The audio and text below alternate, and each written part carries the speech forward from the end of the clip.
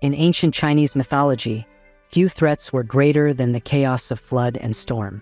Among the most feared beings was Xiangliu, also known as Xiangliu, a monstrous 9-headed serpent described in the classic of mountains and seas. Each of Xiangliu's heads could drink from rivers and skies alike, unleashing deadly floods and spreading destruction wherever it moved. Venomous and insatiable, Xiangliu served the rebellious water god Gonggong, helping to drown the world in ruin. Legend says all 9 of Xiangliu's heads devoured at once, consuming crops, poisoning water, and leaving toxic mud in its wake. Wherever it slithered, once fertile land became wasteland. Xiangliu was not just a symbol of flood, but of nature's extremes: gluttony, drought, and death. Even among gods, it was considered a force of near-apocalyptic power. In some versions of the myth, Xiangliu met its end at the hands of Yu the Great, the legendary hero who tamed the Great Flood and founded the Xia dynasty. Other stories say Nuwa, the creator goddess, killed Xiangliu after defeating the war god Zhurong. But even in death, the serpent's body continued to poison the land, its blood turning the soil barren and uninhabitable. Xiangliu represents more than a monster. He is the embodiment of nature's fury, especially the destructive power of water when left unchecked. Scholars describe him as an ecological catastrophe incarnate, a being whose presence ruined everything it touched. Because it took divine effort to stop him, Xiangliu is remembered as one of the most formidable creatures in Chinese mythology, a reminder that even the gods must struggle against the wrath of the natural world. In Aztec mythology, the very land we live on was born from the body of a terrifying monster, Sepaci. This ancient creature, part crocodile, part fish, and part toad, swam through the primordial seas before the world existed. Its body was covered in mouths at every joint, always open, always hungry, for flesh, for life, for sacrifice. Sepaci represents the beginning of all things. It even gives its name to the first day in the Aztec sacred calendar, symbolizing both creation and insatiable hunger. In some versions of the myth, Sepaci and Tlaltecutli, a monstrous earth goddess, are one and the same. Both are called Earth Monster in Nahuatl, and both had to be violently subdued for the world to exist. According to the Leyenda de los Soles, Legend of the Suns, the gods Tezcatlipoca and Quetzalcoatl needed land to create the world, but Sepaci was too dangerous to confront directly. So Tezcatlipoca offered his own foot as bait. When the monster bit down, the gods attacked. A brutal battle followed, days of struggle against a being so powerful that even creator gods had to bleed to overcome it. Eventually, they succeeded. Sepaci was torn apart. Its upper half became the sky, its lower half the earth. Its blood became rivers and oceans, its flesh became the mountains and soil. From this act of divine violence, the world was formed. Yet even in death, Sepaci was not truly gone. Aztec myths say the earth still hungers for blood because it was born from a ravenous being. This is why rituals and sacrifices were made, to feed the earth and keep it stable. Some codices even show Tlaltecutli's body embedded in the ground, eyes open and mouth wide, still demanding nourishment. Sepaci, or Tlaltecutli, is more than a monster. It is the world itself, built from something so dangerous that only the highest gods could defeat it. Without Sepacli's destruction, life and light could never have begun. And that makes it the most fearsome and foundational monster in all of Aztec myth. In ancient Japan, within the province of Izumo, a terrifying monster haunted the land. Known as Yamata-no-Orochi, this enormous serpent had 8 heads and 8 tails, and its massive body was said to stretch across 8 mountain valleys and rivers. According to Japan's oldest myths, such as the Kojiki, Orochi's body was covered in moss and trees like an ancient forest. Its eyes blazed like fire, and its scales were as sharp as blades. Once a year, the beast demanded a maiden sacrifice, and over time, 7 daughters from the same family had already been devoured. When their last daughter, the beautiful Kusanada-hime, was chosen as the next offering, the storm god Susanoo arrived and offered to defeat Orochi in exchange for her hand in marriage. Susanoo devised a clever plan. He brewed 8 vats of strong sake, rice wine, and placed them at 8 spots for each head. When Orochi appeared, it drank deeply from every vat. As the monstrous serpent grew drunk and sluggish, Susanoo seized the chance. He drew his divine sword and cut off each head and tail, one by one. The serpent writhed and roared, but eventually fell, defeated not just by strength but by strategy. As Susanoo sliced open one of Orochi's tails, he discovered a gleaming sword hidden inside. This blade, called Kusanagi no Tsurugi, was no ordinary weapon. It would later become one of Japan's 3 sacred treasures, symbolizing divine authority and passed down to the imperial family. Susanoo offered the sword to his sister, Amaterasu, the sun goddess, restoring harmony between heaven and earth. Among the many fearsome creatures in Japanese mythology, like the vengeful Onryo, the deceptive Kitsune, or the cursed Gashidokuro, Orochi stands apart. Not only is it colossal in form and terrifying in nature, but it also plays a pivotal role in the divine myths of Japan, tying directly to the gods and the origins of sacred imperial artifacts. While yokai may haunt, trick, or torment, Orochi is the embodiment of chaos and primal destruction, a beast so powerful that only a god armed with magic and strategy could defeat it. Its death didn't just save a village. It helped shape Japan's mythological and spiritual foundation. That's why Orochi reigns supreme among Japan's mythic monsters. In Egyptian mythology, Apep, also known as Apophis or Apep, was the embodiment of pure chaos and darkness. This enormous serpent demon wasn't just a threat to the gods. He was the eternal enemy of cosmic order itself. While the Egyptians deeply valued Ma'at, the principle of truth, order, and balance, Apep represented the total opposite: disorder, destruction, and the end of creation. Every night, the sun god Ra journeyed through the underworld aboard his solar bark. And every night, Apep rose from the depths of the Duat, the Egyptian underworld, to attack him, trying to devour the sun and plunge the world into eternal night. If Apep ever succeeded, dawn would never come again. Apep was said to cause earthquakes, violent storms, and total darkness. In magical texts, he was invoked alongside death and ruin. Because he was so feared, Egyptian priests performed nightly rituals to protect Ra, chanting spells and symbolically cutting Apep into pieces to weaken his power. Even pharaohs claimed victory over Apep in temple rites, emphasizing the serpent's role as a force that needed constant resistance. Ancient Egyptian art rarely depicted Apep. His image was considered dangerous, but texts describe him as vast beyond comprehension, coiling through every layer of the underworld. His breath was said to poison the sky. In some versions of the myth, gods like Set, or even Ra's fierce feline guardian, would fight Apep directly during the nightly voyage. Apep wasn't just a big snake. He was the ultimate symbol of destruction. His sole purpose was to undo all of existence. No mortal could face him. Only the gods, armed with divine power and unity, could keep him at bay. That's why Apep remains the greatest monster in Egyptian mythology, the eternal challenger to the light of creation. Among all the terrifying beings in Greek mythology, none rival the fury and scale of Typhon, also known as Typhoeus. Born from Gaia, Earth, and Tartarus, he was nature's vengeance against the Olympian gods, especially Zeus. Typhon wasn't just a monster. He was a walking cataclysm, a cosmic force given shape. Ancient descriptions paint Typhon as a towering figure with a human upper body, hundreds of serpentine legs, and wings that darken the sky. From his many dragon-like heads, he spoke in roars, hisses, and crackling flame. One poet claimed his head touched the stars. His voice shook the heavens, and fire poured from his mouths. In every way, Typhon embodied chaos and destruction, a storm incarnate. His power was so great that he challenged Zeus himself for control of the cosmos. In the myths, the battle between them was catastrophic, shaking the very foundations of the world. Typhon nearly won. Some accounts say he ripped Zeus's sinews from his body, leaving the king of gods helpless. But Zeus recovered, reclaimed his thunderbolts, and in a climactic clash, struck Typhon down. Some say Zeus trapped him beneath Mount Etna in Sicily, where his fiery breath and writhing limbs cause volcanic eruptions and earthquakes to this day. Typhon wasn't just another monster like the Hydra or Chimera.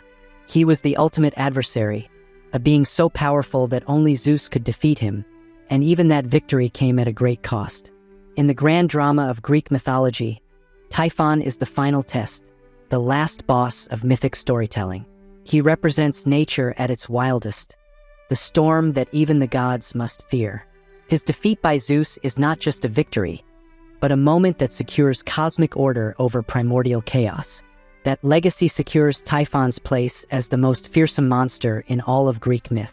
Later writers and philosophers even linked Typhon to Set, the Egyptian god of chaos, reinforcing his identity as a universal symbol of primordial disorder. The power of the Samal Naga in Philippine mythology is as boundless as the heavens it inhabits. Trapped within the Milky Way, its celestial prison is not just a testament to its immense size but also to its overwhelming might. This dragon is a force so powerful that the gods themselves deemed it necessary to confine it, lest its release bring chaos to both mortal and divine realms. Its strength is said to rival that of the very deities who bound it, making it a figure of cosmic dread and reverence. The Samal Naga's power lies in its prophesied role as the ultimate arbiter of faith. When it is finally freed, its wrath will be unstoppable. It is foretold to unleash a devastating fury upon those who have forsaken their deities, consuming them in an apocalyptic purge. This destructive power is not mindless but deeply tied to its moral function. It acts as a divine instrument, wielding its strength to restore balance and enforce divine justice. The Samal Naga's power is thus not merely physical but also spiritual, a reminder of the gods' omnipotence and their demand for unwavering devotion. Legends say that even in its celestial confinement, the Samal Naga's presence exerts influence over the world. Its movements within the Milky Way are believed to shape the flow of cosmic energy, affecting natural phenomena and the spiritual equilibrium of the mortal plane. The very stars are thought to tremble in its presence, a testament to the sheer magnitude of its power. Though bound, the Samal Naga remains a looming threat, a reminder that the gods' might can manifest in the most fearsome and awe-inspiring of forms. In the icy depths of Norse mythology, few beings inspire awe like Jörmungandr, the World Serpent. Born of the trickster god Loki and the giantess Angerboa, Jörmungandr was cast into the sea by Odin himself, fearing a prophecy tied to the serpent's fate. But what the gods feared, they only made worse. On the ocean floor, Jörmungandr grew to such an immense size that it encircled the entire world, biting its own tail. Its massive body coiled beneath Midgard, and Norse poets believed its shifting stirred earthquakes and its scales churned the seas into storms. Jörmungandr's myth reaches its climax in Ragnarok, the end of all things. As the world trembles, the serpent uncoils and rises from the sea, unleashing venom that poisons sky and land alike. Awaiting him is Thor, god of thunder and protector of mankind. Their battle is legendary. Thor strikes with Mjolnir, and Jörmungandr counters with toxic breath. Though Thor kills the beast, he takes only 9 steps before succumbing to its poison. Their mutual destruction is one of the most iconic moments in Norse myth, symbolizing that even the strongest gods are not immune to fate. The power of Jörmungandr lies not just in its size, but in its symbolic role.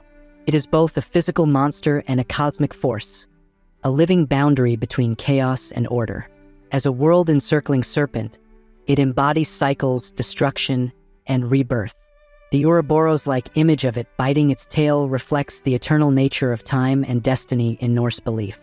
While Thor may represent strength, Jörmungandr represents inevitability.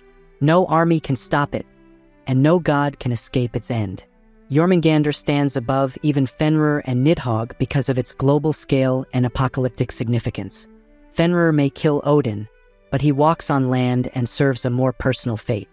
Nidhogg gnaws at the roots of Yggdrasil, corrupting the world slowly, but Jörmungandr ends the world in a single moment of terror. It fights Thor, the mightiest of the gods, and their mutual death signals the collapse of the cosmic order. That clash makes Jörmungandr not just a monster, but a force of nature, a god-killer, and the world's undoing, the ultimate titan of Norse mythology. In Irish mythology, few beings are as feared as Baylor, the one-eyed king of the Fomorians, a race of chaotic, often monstrous beings who opposed the divine Tuatha Dé Danann. Baylor's single, deadly eye was his most terrifying weapon. Described as a blazing furnace or a beam of poisonous lightning, it could scorch the earth, wither crops, and kill anyone it looked upon. Some legends say it took 4 men to lift the eyelid that kept this deadly gaze contained. Baylor led the Fomorians in their struggle against the gods, and was said to have killed the Tuatha De Danann King Nuada with a single glance during the Second Battle of Mag Twyard, a great mythic war between order and chaos. His presence on the battlefield was like a force of nature, overwhelming, destructive, and impossible to ignore. But Baylor's doom was written in prophecy. He would be killed by his own grandson. To prevent this, he locked away his daughter Ethniu, but fate found a way. Ethniu bore a son, Luff, who was raised in secret and grew into a radiant warrior. When the time came, Luff faced Baylor in battle. As Baylor prepared to open his eye, Luff hurled a stone or slingstone with such precision and force that it struck Baylor from behind, turning the deadly beam back on the Fomorians and sealing their defeat. Baylor remains one of the most iconic figures in Celtic mythology, a symbol of unstoppable destruction, fated downfall, and the violent clash between chaos and divine order. His myth speaks to ancient fears of cursed sight, of tyrants too powerful to challenge, and of the fragile hope that one hero might rise to defy destiny. No other Celtic monster so perfectly embodies raw, mythic terror as Baylor of the Evil Eye. In ancient Vedic mythology, the skies themselves once became a prison, and their jailer was Vitra, a colossal serpent demon who embodied drought and chaos. His name means the enveloper, and true to that name, Vitra coiled himself around the world's rivers and clouds, trapping the life-giving waters and plunging the land into a devastating famine. Vitra wasn't just a snake. He was a Danava, a mighty being born from chaos. Described in the Rig Veda as massive, shining, and terrifying, Vitra blocked the flow of rain from the heavens. His body was so immense it wrapped around mountains, and his many heads breathed dry heat across the earth. The ground cracked, crops withered, and even the gods were afraid. To save the world, Indra, king of the gods, rose to the challenge. Armed with the Vajra, a thunderbolt weapon forged by the divine craftsman, Indra confronted Vitra in an epic cosmic battle. For days, they clashed, storm against serpent, until Indra finally struck a fatal blow to Vritra's heart. The monster's body broke apart, and the trapped waters poured out, reviving the rivers and bringing rain back to the earth. Vedic hymns celebrate Indra's victory as the triumph of cosmic order over chaos and drought. Even later Puric texts echo Vritra's terrifying power, noting that even deities like Shiva and Brahma shuddered at his name. He is the only demon for whom the Vajra was specifically created. More than just a villain, Vitra represents the ultimate obstacle to life and harmony, comparable to the monstrous Jörmungandr in Norse myth or Typhon in Greek lore. His story is retold in ritual and scripture as a powerful symbol. When the rains fall, it is because the serpent of drought has been slain once again. Vitra is not just a demon. He is the mythic embodiment of drought, and his defeat is one of Hindu mythology's greatest cosmic victories. In the deep forests of North America, especially among the Ojibwe, Anishinaabe, and related Algonquin-speaking tribes, there are chilling tales of the Wendigo, a terrifying spirit born from winter, starvation, and greed. The Wendigo is often described as a towering, gaunt figure, with deathly pale or decaying skin stretched over a skeletal frame. Its eyes glow with hunger, and it is said to be taller than the tallest trees. Some versions of the legend say that each time it eats a person, it grows larger, so it is never full, always starving. More than just a monster, the Wendigo represents unchecked greed and selfishness, especially during times of famine. In Ojibwe teachings, it punishes those who refuse to share, who betray their community, or who commit cannibalism. It is a symbol of what happens when humans abandon moral values and give in to desperation. Wendigos are not mindless beasts. They are clever hunters, able to move silently through snow, mimic human voices, and stalk the vulnerable. In some stories, they can even possess a person's spirit, slowly turning them into a Wendigo through corruption of the mind and heart. Destroying a Wendigo is no easy task. Some tales say only fire or silver can harm it. In one story, even after villagers cut off its legs, the creature stayed alive, chewing the marrow from its own bones. Such legends emphasize the Wendigo's unnatural endurance and the idea that stopping it requires more than weapons. It demands the strength of an entire community. To the Ojibwe and other northern tribes, the Wendigo was not just a campfire tale. It explained the horrors of winter, famine, and human desperation. But more importantly, it was a warning to stay true to compassion, to share with others, and to resist the cold grip of greed. For many, the Wendigo remains one of the most feared and powerful spirits of the northern wilderness. A monster not just of the body, but of the soul. The Wendigo stands out among powerful mythological beings because it is more than just a beast. It is a moral and spiritual threat. While other monsters test physical strength or bravery, the Wendigo tests your soul. It embodies a transformation into something truly horrifying, not from magic alone, but from your own choices. It warns us of the danger that lies not outside, but within. How desperation, greed, and hunger can twist a person into something inhuman. This blend of psychological horror, supernatural danger, and moral weight makes the Wendigo one of the most unique and feared monsters in indigenous North American mythology. In ancient Mesopotamian mythology, one of the most fearsome beings was Tiiamat, the goddess of the primordial saltwater sea. She is often imagined as a vast dragon or serpent-like creature, embodying the raw, chaotic forces of nature before the world was formed. According to the Babylonian creation epic, the Enuma Elish, Tiamat gave birth to the first generation of gods. But when these younger gods began to rebel and disturb the cosmic balance, Tiamat was enraged. She created an army of terrifying monsters, serpents, dragons, and demonic creatures of the deep to destroy them. Tiamat didn't just represent a monster. She was chaos itself, a divine force that threatened to undo all order. To stop her, the gods chose Marduk, a young storm god, to confront her. Armed with enchanted weapons and the power of wind and lightning, Marduk fought Tiamat in a climactic battle. After a fierce struggle, he pierced her with an arrow, split her in two, and used her body to create the universe. Her upper half became the sky, and her lower half became the earth. This act of creation through conquest marked the beginning of order in the cosmos. Tiamat's defeat was not just a victory in battle. It was a foundational moment in Mesopotamian belief, symbolizing the triumph of structure over chaos. Her monstrous children were scattered, but her presence lingered as a reminder of the ever-present threat of disorder. Each year during the Babylonian New Year festival, Marduk's victory over Tiamat was ritually reenacted, reinforcing the belief that chaos must be continually held at bay. Tiamat is both a creator and a destroyer, the mother of gods and monsters alike. No other creature in Mesopotamian mythology matches her scale or significance. She stands as the ultimate symbol of untamed nature, a cosmic force that had to be overcome so that the world could exist. In Arabian mythology, Phalllic is a being of unparalleled power, a serpent whose might is so absolute that it could obliterate all of creation in an instant. Phallic's strength is not merely physical. It embodies a destructive potential so vast that it is likened to a force of cosmic annihilation. Despite dwelling deep within the seventh realm of hell, far from the mortal world, its very existence serves as a reminder of the delicate balance between divine control and boundless chaos. Phallic's power is kept in check only by its fear of God, the ultimate authority in the universe, to whom even this mighty serpent submits. The legend describes Phallic's ability to consume all that exists with a single motion, a capability unmatched by any other being in Arabian cosmology.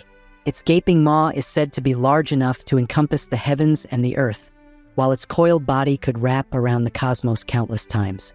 Yet, despite this terrifying potential, Phalllic does not act on its destructive instincts. Instead, it remains still, restrained not by chains or force but by reverence and fear of divine punishment.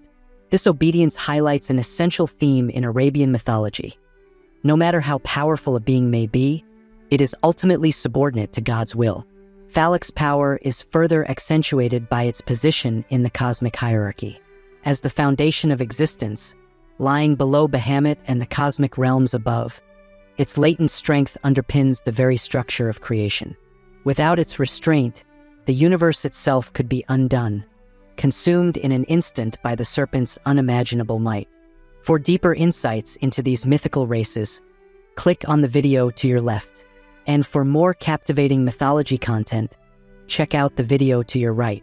If you found this video enjoyable, don't forget to like, subscribe, and hit the notification bell for future uploads.